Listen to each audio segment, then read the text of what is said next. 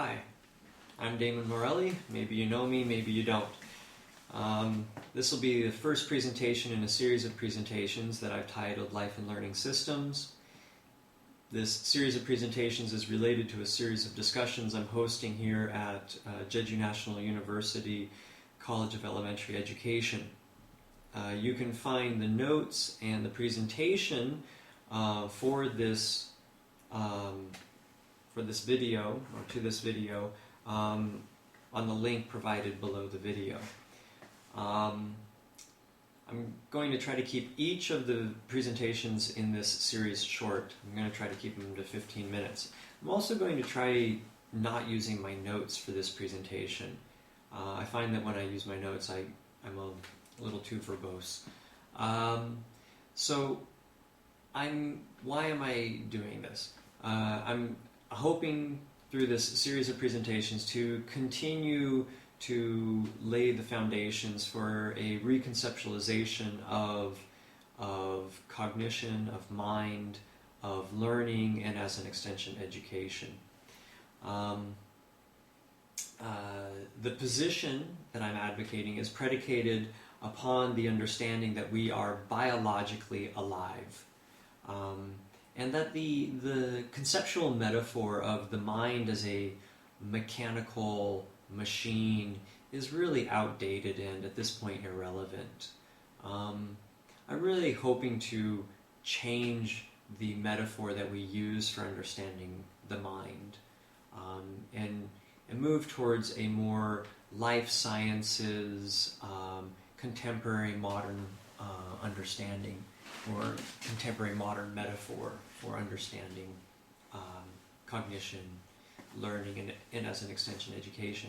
And if we take this position forward, I think that we will see the rationale for eliminating superficial grades, arbitrary testing, and even the idea that teachers can give knowledge.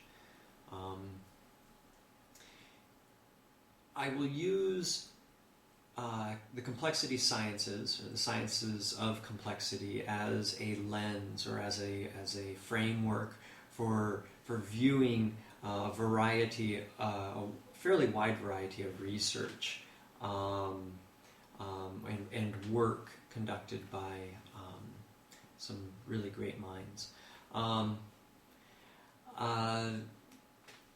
Please just bear in mind that we're just using the sciences of complexity as just a kind of framework, and that the research that I will present in each presentation, when viewed by itself, will likely not really support my position. And yet I think that if we look at all of the research and the work that I will present together in a real holistic kind of frame, that you will find that it really does support the philosophical position that all of us, all of our cognitive positions in the world are unique and distinct, yet at the same time inseparable from everyone else's.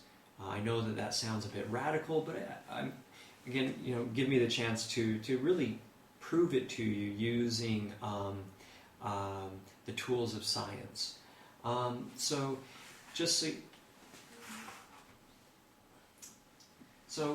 complexity science is a very multidisciplinary science. It originated out of a variety of different sciences: chemistry, biology, physics, thermodynamics, artificial intelligence, sociology, psychology, etc. And it really studies the behaviors or the patterns that originate in complex systems and complex adaptive systems.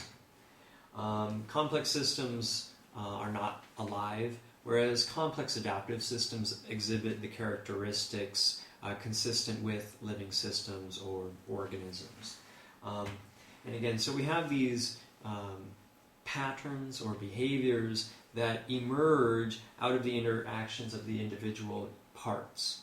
And yet at the same time, that we cannot really examine only the parts. We really need to really keep a very holistic view of the patterns and the outcomes, and then how these parts play roles, but at the same time, they're not giving really too much importance to any one role.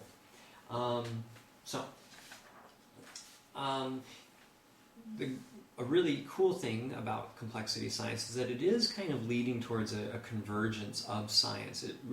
Complexity science is providing a real framework for bringing a wide variety of disciplines together. Whereas we've really seen kind of disciplines kind of spreading out and going their own directions. Here, I do really feel that complexity science really represents this opportunity, not this kind of natural convergence that we sometimes even find in biology, interestingly enough. We will be focusing on just a few areas of complexity science because it is so broad. I can't cover too much, but we will be looking particularly at self-organization, self-organization in biological systems. We will be looking at biology. We will be looking at linguistics and cognitive linguistics, and how these, and psycholinguistics, and the way that these all kind of work together and to result in mind or cognition, and as an extension of their application and the ramifications they have for learning. So we do need some general guidelines for thinking in this series of presentations. And so I'd like you to just maintain the understanding that we really cannot reduce our understanding of any complex phenomenon to the individual parts. The individual parts are absolutely important, and their interactions with each other are absolutely important. And yet, at the same time, though, the complex phenomenon, the pattern or the behavior that emerges, is qualitatively different than the individual parts. And again, you can think about how the neurons within your brain or the cells within your body are really qualitatively different than the concept of cognition, than the idea of yourself, that the idea of you having some kind of cognitive ability. Also, I really want to emphasize process. The complexity sciences really emphasize process over outcomes. And part of this is that there really is no such thing as an ultimate outcome. The only ultimate outcomes are entropy or stasis. The problem with this is that actually ends up making complexity science largely descriptive, not very proscriptive, because if there are no outcomes, then it's very difficult to predict outcomes. I'm not going to necessarily say, I'm not going to really argue any positions for really identifying desirable outcomes, but I think in the end I will be working towards how we might be able to motivate or facilitate an acceleration of outcomes, in particular learning outcomes, cognitive outcomes.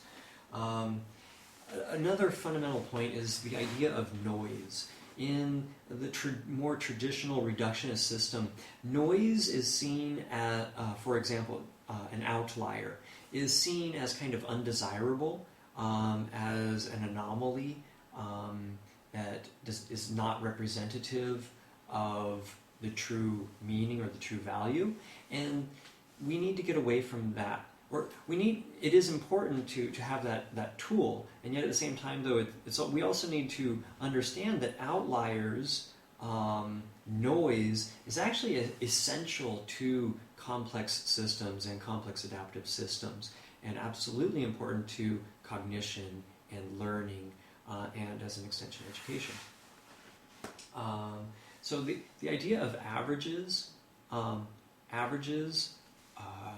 normal distributions, standard deviations, those things, those are useful, absolutely useful tools, and yet they can be misleading. And I'll try to show you some examples of kind of some other tools that we can also use as well.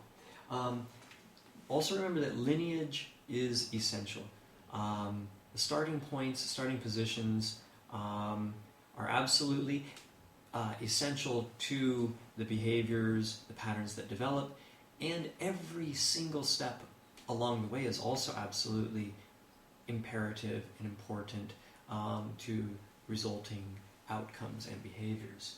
And also I want you to, this is a very difficult idea for many people to really come to terms with, but the idea that quantity is actually more important than quality. Quality is very ambiguous and I think quite arbitrary in some respects. So, this will be a new way of thinking, but I really want you to focus more on quantity over quality. And I'm going to be really advocating that we can achieve much greater learning outcomes by focusing on quantity instead of quality. Okay, so we're going to start with self-organization and emergence. And self-organization is the idea that patterns, complex behaviors can arise or emerge out of simple interactions. Great example of this would be John Conway's Game of Life, in which we have some very simple rules for cells and the way that cells interact with each other. And from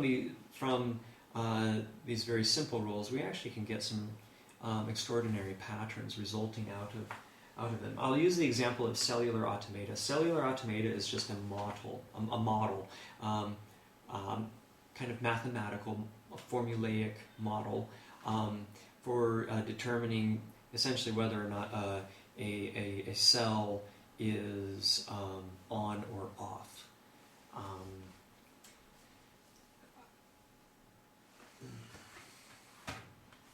Cellular automata, from very simple rules, can result in fairly static patterns or fairly random patterns as well.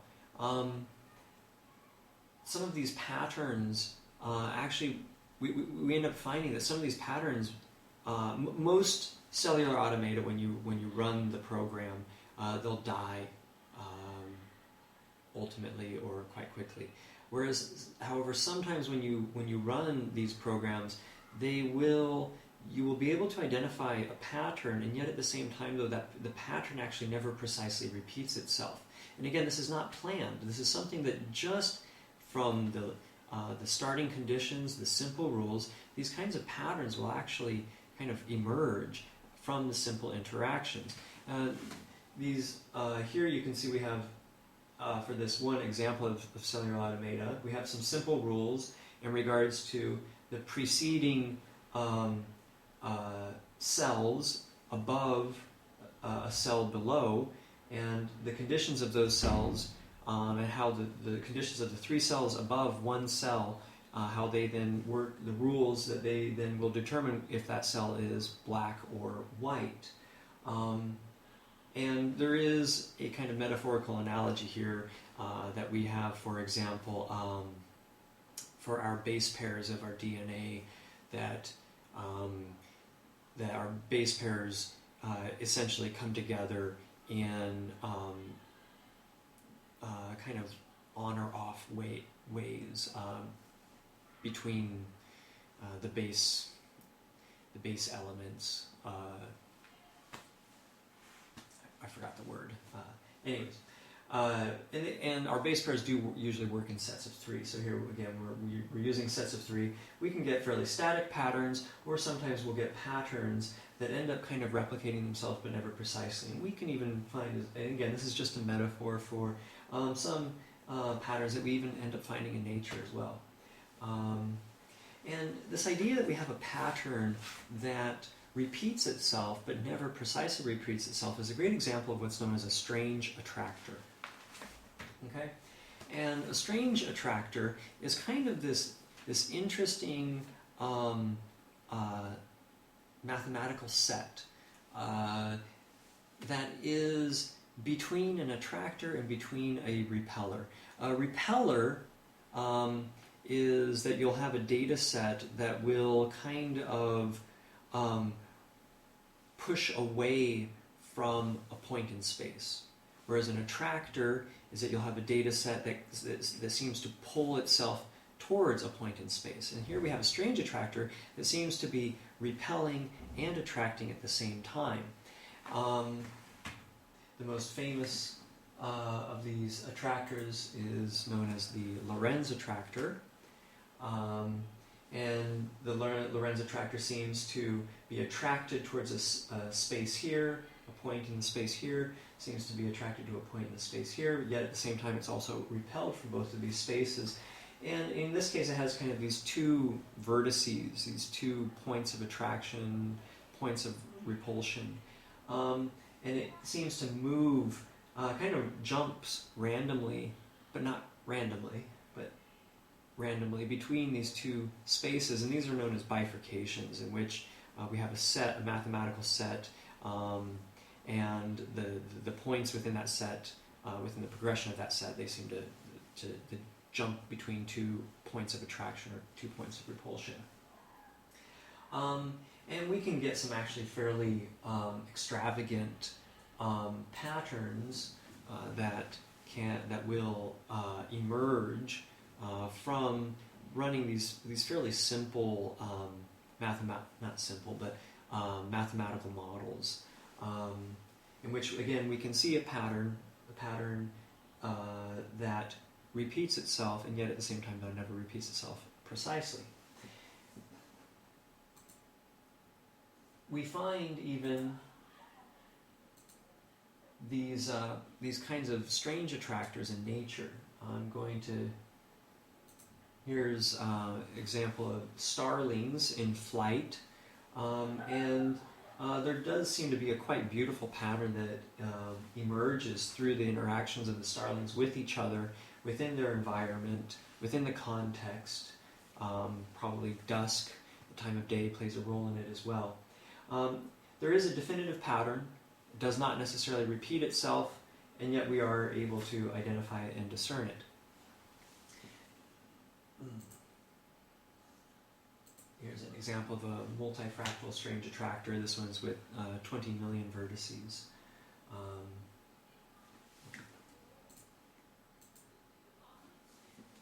Again, we see the pattern. The pattern is there. It doesn't necessarily repeat itself.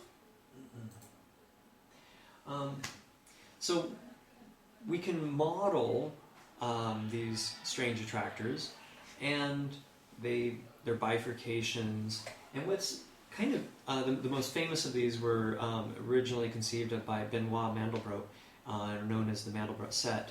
And again, it's just it's just a set of points. But these set of points, the patterns that form out of these sets of points seem to repeat themselves at different scales. So as we zoom in at different scales into the points of the set, we see a recurrence of the pattern, and yet again, though, it's never precisely exactly the same. So I want you to kind of, again, use this as a kind of metaphorical framework for how we might begin to think about very complex systems in which there are patterns to the systems. These patterns repeat themselves, and yet at the same time they're never precisely. And that idea of the imprecision of the replication of the pattern is actually very important to life and living systems. We find these fractals, which a fractal is the repetition of the pattern at various scales. We find these fractals in nature, in non-living systems, or what are traditionally associated with non-living systems, and with what we also identify as being living systems. We will find these fractals as well in nature.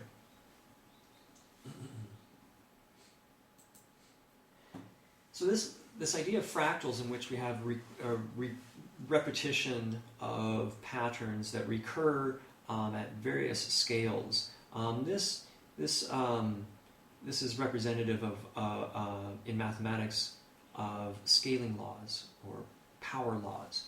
And so power laws is a relationship between two variables in which the relationship between the two variables is relatively constant at a variety of scales.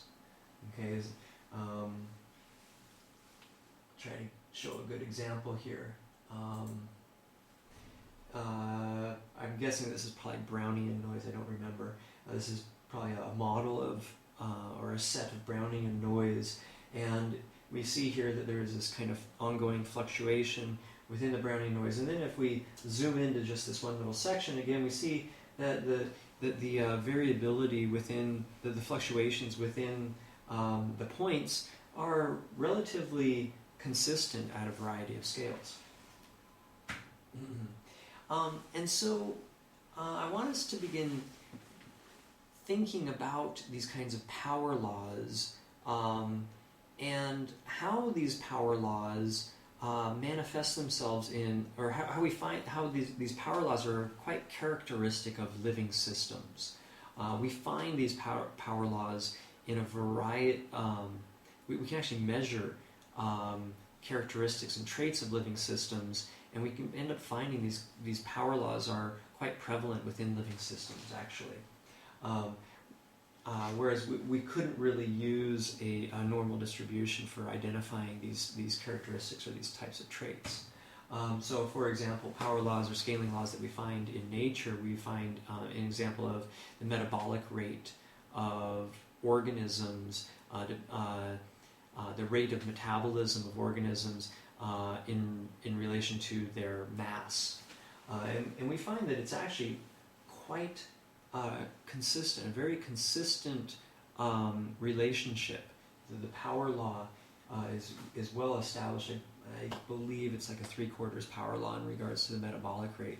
From all the way down to from unicellular organisms, and again, which have a very small mass, of course, and their metabolic rate in regards to how many calories they burn within a period of time. All the way up to elephants, and I believe that this extends up into whales, and I don't remember the gentleman's name. He actually argues that it even extends up into cities. And we even find these scaling laws even outside of areas normally associated with the life sciences. Again, here's a great example of some research that was done in regards to the distribution of revenue and the number of corporations exhibiting the amount of revenue that they have and the number of corporations having that amount of revenue. And it ends up falling onto a fairly consistent logarithmic scale. We even find it in countries or populations, the ranking of a population of a city and the number of people seems to fall onto a logarithmic scale. We find log scales in cities, for example, the number of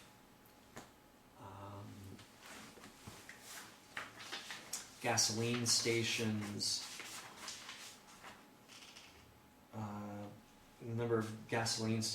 as in relation to the population of the city.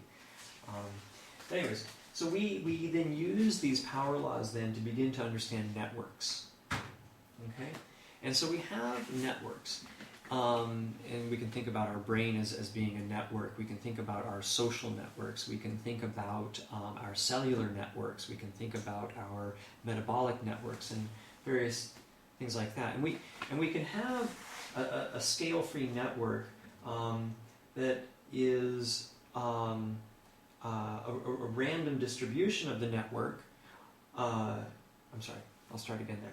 Is that we can have a randomly distributed network, but at the same time that does not exhibit scale-free characteristics or characteristics of scale. Or we can also have other networks that are representative of elements of scale. And this would be, for example, that you have nodes. Some nodes have many more connections than other nodes, and they can end up falling onto a log scale. And this is what we actually find in research into networks. And this is a whole field of network theory, which is part of complexity sciences. And we find that these are more accurately representative. These scaled hierarchical networks are more representative of the kinds of networks that we find in nature and in living systems. And so again, we're going to use this as a kind of metaphor for understanding cognition and our position within the world. I give, for example, this is just a visualization, a model of a yeast protein interaction network. And here's, for example, a model of a human social network.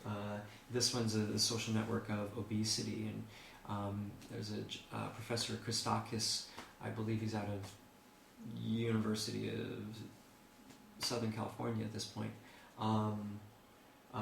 He's been modeling social networks, and we end up finding very similar characteristics between the yeast network and the human social network of obesity. And then Barabasi out of the University of Notre Dame, he is actually looking at how we have these scale-free networks that exhibit elements of scaling, but then at the same time these elements of scaling within the network are then again repeated at various levels. So again, it's an additional level of scaling or power laws that we end up finding within networks. And I particularly for me, a very particularly interesting power law that we find in nature, in particular in neural systems, is not just neural systems, but is 1F scaling, also known as pink noise. And this is kind of the variability between points given variability between points at various scales. And we find with pink noise is essentially 1 over f to the first power. If we have, for example, white noise, which would be 1 over f to the 0 power, it's kind of too random. The variability is too great. There's not a real cohesion between the various points or the various units. And so this kind of makes the system kind of too diffuse. There's just not enough stability to the system to really support, I would argue, life. And others would argue that as well in cognition. Whereas if we would have f approaching this exponent 2, there's almost kind of too much stability. As we get so much stability, so much interdependence between the different points, is that there's not enough kind of flexibility that allows for adaptation or adaptability within a system or within a structure. So this 1F noise, or this pink noise, and the scaling associated with this, I think is very much a characteristic of cognition, is that cognition and cognitive systems and living systems exhibit this fairly consistently exhibit this element of 1F scaling and pink noise, because this is this kind of fine balance between stability and exploration, or stability and dynamism, or interdependence and independence. We end up finding a prevalence of 1F noise in a variety of areas. You can see here that we find them in vacuum tubes, semiconductors, brain imaging using electronic encephalography. Even find it in music. We find it in human heart rates. Very interesting stuff. And so at the end here, what I'm hoping to show here is that a system that exhibits, now I will go to my notes, is that a system that exhibits a discernible form and pattern while maintaining a degree of variability at a variety of scales is one defining theme of complex adaptive systems. Okay, this balance of stability versus instability, independence versus interdependence, seems to be a common theme, characteristic of living systems. The growing body of evidence suggests that life is a precarious, ongoing process that exhibits form and pattern without falling into static repetition. Perhaps the best evidence of this is the recurring theme. This recurring theme is the existence of power laws, i.e., the fractal scaling found across living organisms. In particular, the existence of this 1F scaling, and again, so this is just the foundations for which I want us to actually kind of keep in mind when we look at these other research that I'm going to present to you. Is that we have our cognition. Our position in this world is very, very complex. It is absolutely connected to things like our DNA. It's absolutely connected to things such as the cells in our bodies. It's absolutely connected to other people. It's absolutely connected to our language. It's absolutely connected to our vision. It's absolutely connected to our external environment. And I'm going to try to prove this to you and bring this all together to really show you how for learning and for learning, to growing our cognitive, our mind, our understanding, to facilitate learning is really not a process that one person is really distinguishably different from anyone else in regards to that. One person is smart, one person is not smart. One person is knowledgeable, one person is not knowledgeable. These are really kind of pervasive mythologies, I think, that we have within our society, within our educational systems. And I'd really like to get past that and then really begin to really look at, okay, well, let's really start, okay, how do we really start motivating and facilitating learning processes for everyone, irrespective of their own unique positions or their own distinct positions within the world. And I think it's going to be really exciting, actually, for education, and it's going to really shake up the old paradigm. But I think that what we'll end up finding is that as we kind of reconceptualize mind and learning, that we are going to really see a massive acceleration of learning within our educational system.